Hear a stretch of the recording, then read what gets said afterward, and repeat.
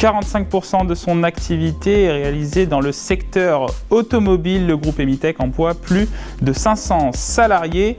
Son activité validée et certifiée le bon fonctionnement des produits testés. Aujourd'hui, l'entreprise bénéficie du plan France Relance, notamment pour le développement du véhicule du futur. Et pour en parler, nous sommes avec Sébastien Poteau. Bonjour. Bonjour Nicolas.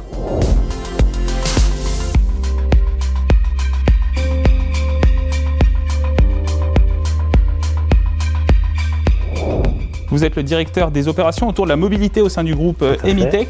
Comment avez-vous vécu cette année 2020 et l'impact de la crise sanitaire ? Alors, chez Emitech et particulièrement dans le secteur de la mobilité, on a vécu deux crises ou deux changements majeurs, on va dire. Une crise, la crise du Covid, bien sûr, et puis une crise sectorielle ou une mutation sectorielle, puisque comme vous avez pu le voir, on vend de plus en plus de véhicules électrifiés. Emitech était partie prenante des tests autour du véhicule électrifié, que ce soit sur les batteries ou sur les moteurs électriques. On testait aussi beaucoup de moteurs à combustion sur les sites d'Acher et de Beauremois. Il a fallu accélérer notre développement de moyens d'essai, de compétences sur toute l'année 2019 et surtout 2020 pour pouvoir prendre le virage des validations de ces deux composants majeurs, à savoir la batterie, les moteurs électriques et son électronique de puissance.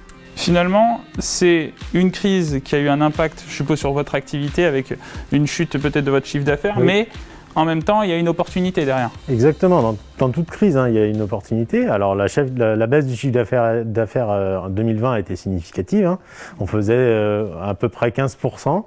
On est aux alentours de 48 millions d'euros de chiffre d'affaires en 2020. On en faisait 55 en 2019. Donc c'est une baisse significative. Mais effectivement, il y a une opportunité puisqu'il y a le développement des véhicules électriques et électrifiés, que ce soit des hybrides ou des véhicules 100% électriques, elle est vraiment en très forte progression. On le voit au niveau des ventes de nos clients. Et nous, ça nous amène des gros challenges d'adapter nos moyens d'essai, de repenser nos compétences autour de ce véhicule électrifié. Et on est en train de préparer aussi activement le véhicule avec une combustion hydrogène, que ce soit la pile à combustible ou le moteur thermique avec un carburant hydrogène. Et pour accompagner ce changement, l'État vous accompagne à travers le fonds de modernisation de l'automobile et de l'aéronautique. Alors, vous avez bénéficié de combien et à quoi va servir cet investissement ? Alors, on a déposé un projet en septembre 2020, au plein cœur de la crise. On a eu une réponse positive de l'État, de la BPI, fin d'année 2020. Donc on va recevoir une subvention d'environ 900 000 euros qui va servir à créer ou moderniser des bancs d'essai autour de 3 thématiques. Les essais de compatibilité électromagnétique pour les moteurs électriques, des bancs de test pour les batteries, de cyclage électrique et thermique, et être capable de proposer aussi des essais feu sur les batteries pour valider le bon fonctionnement des batteries, même sous des environnements très agressifs comme le feu.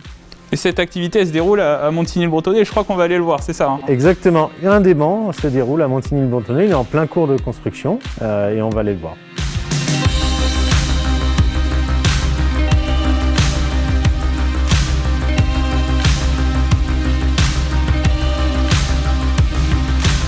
C'est un banc pour tester les moteurs électriques qui participent à la traction des véhicules, qu'ils soient électriques ou hybrides.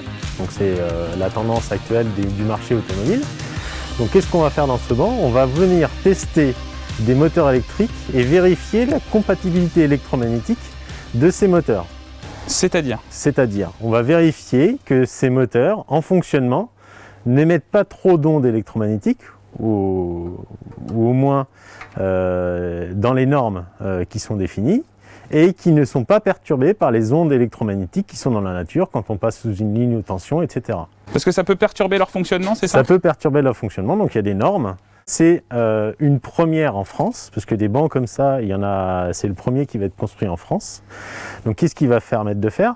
Il va permettre de tester sous charge, donc en rotation, le moteur électrique. La spécificité de cette cage, c'est qu'elle filtre tous les ondes électromagnétiques qui viennent de l'extérieur, et elle empêche aussi les ondes électromagnétiques qu'on va induire dans cette cage vers l'extérieur. Voilà. Et donc après, la spécificité de ce banc, c'est d'avoir un dispositif qui va permettre d'entraîner le moteur électrique du client, encore une fois je répète, qui va être ici, par une génératrice de charge qui est ici. Donc la difficulté de ce banc, c'est la vitesse de rotation, puisqu'on va tourner à plus de 22 000 tours minute. Donc il y a nécessité de très bien aligner l'arbre de la machine électrique avec le prototype client. Donc là on a déposé et on a réalisé un gros travail au sein de notre bureau d'études avec des partenaires. Merci Sébastien Poteau. Merci à vous. Directeur des opérations autour de la mobilité au sein du groupe Emitech.